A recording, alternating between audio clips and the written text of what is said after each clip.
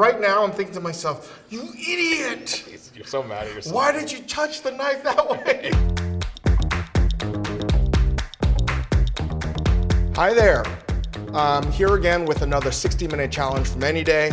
We have a bunch of seafood and shellfish, and I'm gonna cook as many dishes as I can in under 60 minutes using the Anyday and 3 microwaves. Hey, it's Dave Chang and Chris Ying. I was challenged to cook as many seafood ingredients as possible in 60 minutes using the microwave and the Anyday. And, well, you're gonna hear us give commentary about the good, the bad, and the ugly. I'm gonna start now. Not feeling too positive about this, but we'll see. I'm not trying to undersell here. The reason I'm not positive is because now I realize quickly that fish has way more components. I ran out of Anydays. Here's my favorite thing about what's happening here is like, you are so resistant to being set up ahead of time, having it easy, you wouldn't even let them put the Anydays in front of you. You couldn't go collect them from I'm telling you, I want this to be real. If you look at this package of butter, you can see the telltale signs of a man who has just been thumbing pieces off of it. Right now I'm doing something that I should have done yesterday and get everything prepped out. I know I'm gonna be reaching in to get butter a ton today, so let's try to get it soft up. Like 2 pounds of butter. Wow. What came out of the freezer right there? I believe that's shrimp. Okay. Shrimpies. Got some eggs. Got some bacon. Frozen shrimp straight out of the freezer.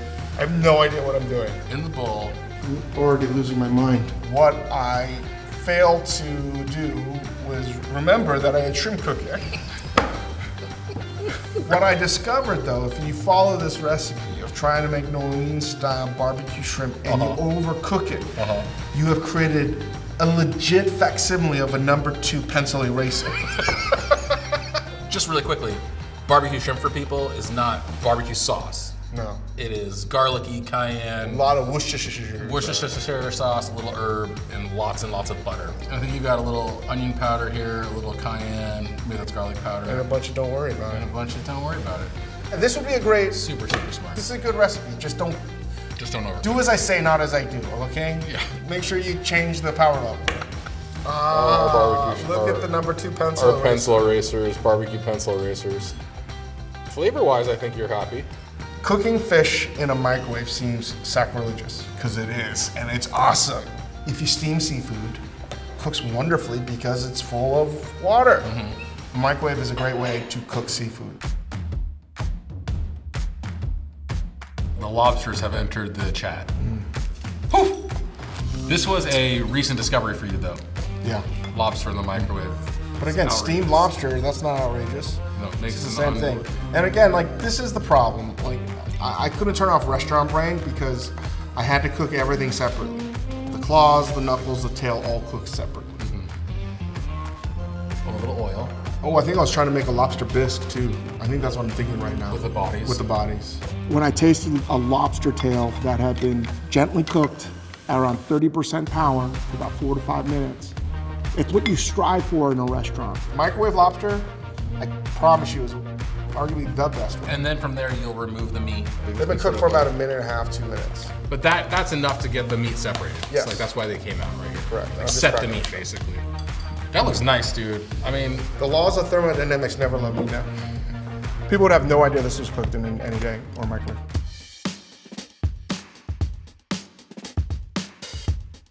all right, chopsticks are coming out. Got beating some eggs. Do you have any idea where we're going here? Thoughtfully measured out. I think I was trying to make a rice for social media. Is that shrimp? No, what is that?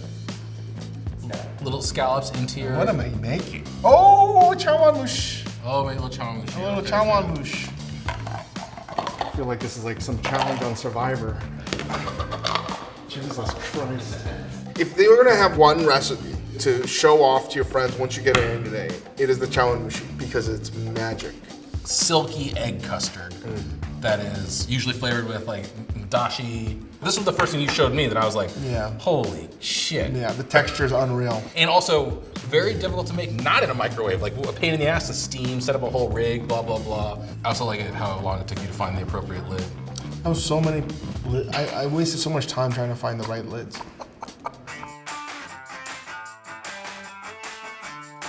All right, looks like a little. Aye. What do we got? Cod, Striped bass. striped bass. This is gonna be a easy Steamed. take on steamed fish, Cantonese style, ginger-scallion. Nice. This is the best. And This is something, I do remember this. See how I arranged the fish? One skin up and one skin side down. And I believe the people there were like, oh, is that what are you doing that for? I said, I don't know. I have no idea. I can get like a perfect medium rare on a piece of fish more consistently than I can in a pan because of the way the Anyday and the microwaves work, where it's going to cook from the outside in. You really have to mess around with your own microwave and the kind of fish that you're using.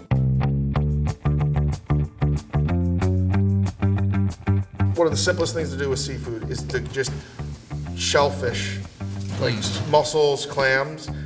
You're just steaming it open, and it's super clean, super fast. You don't have to add. And by the way, if the operative word there is steamed clams. So if people are like, I don't know what to make in the microwave, anything that has the word steamed in it is going to be good in the microwave right off the bat, because that's what it is.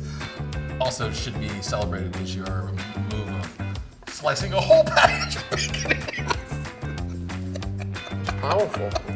All right, I need to show the plastic who was boss. Just things I've never seen. It's just slicing the whole package of bacon in half. Oh, and I cut myself. Oh, you cut yourself here. It wasn't even a deep cut, but it was the kind of cut that you get on like. Oh, it's a bleeder though. It's a bleeder though. Yeah.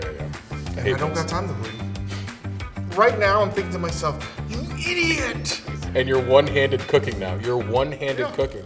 All right, mussels into one, clams into the Really, other. I'm just genuinely thinking to myself, what a dummy I am. I've really now made things so difficult for myself. This right here is integrity, though. Nobody was gonna taste this. Nobody was even gonna see this up close.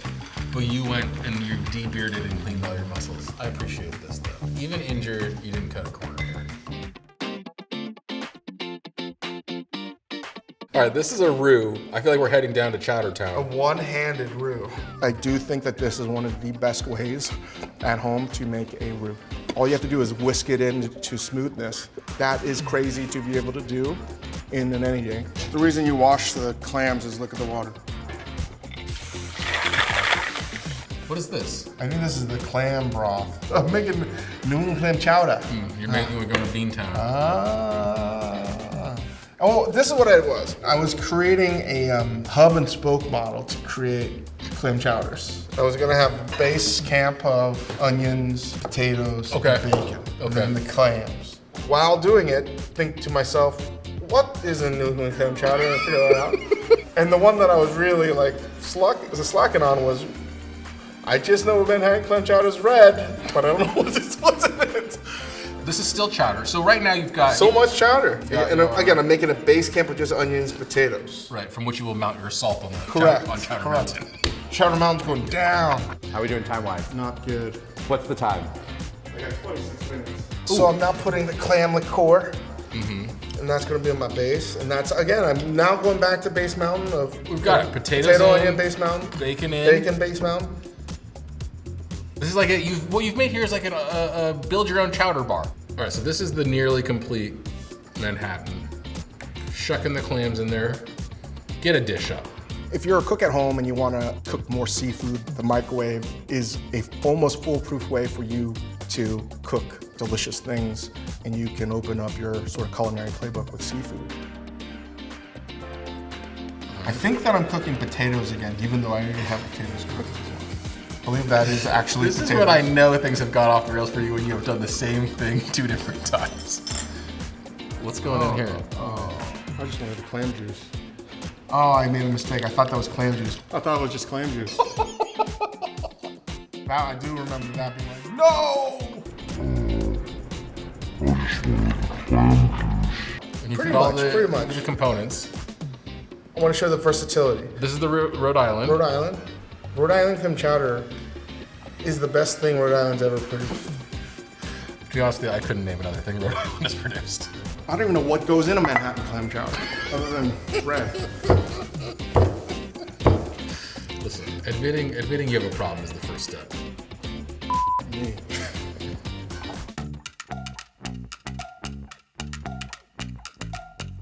Oh, a little salmon? Oh, is I'm this making a also- salmon rice? I'm making a salmon rice. Okay. I've done this many times. God, you wouldn't even let them give you just pre-sliced salmon. You wanted to work from a whole side. Integrity. So I'm curing it in some salt. I'm not gonna lie to you. Oh, that's to tighten up the flesh and some nonsense that somebody else might tell you. I just want to give it some flavor. Do we have a glove? Your hand is feeling. Ricey rice. Okay. Rice cooking in any day is wonderful.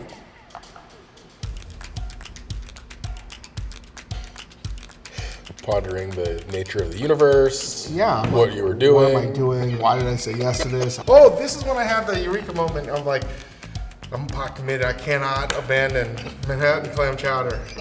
Cannot abandon it. So, instead of like shying away, I went all in. I went all in. This is some legitimate fusion cuisine here. This is really cooking off the cuff. Oh. Yeah, I just mixed the jambalaya ingredients Into the Manhattan clam chowder ingredients. slash chiapino. That looks, it Slash. looks okay though. Fisherman. I forgot! What did you just do? Oh my god! Is that couscous? They had couscous, and I'm like, I like couscous. I think this is kind of like, this soup is the Star Wars Episode 9 Rise of Skywalker, where you're like, it was couscous the whole time? Dude, this is couscous in there. I'm telling you right now, this turned out really delicious. Why wouldn't it? It's all, oh, What was that? a lot of something. A little Tabasco. Scallop, shrimp, and crab. Wow. I see what you're going for. You're hoping. Oh my god, I got andouille sausage too! Oh my god! Look how much is fitting in that thing. All right, that's time. It's time. Whoa. Do you have that final dish somewhere? Came out great. Probably the most delicious thing. Yeah. Everything I cooked works. They're delicious. The recipes that I overcooked, you can certainly fix by undercooking. Cooking what I appropriately. cooked. Right.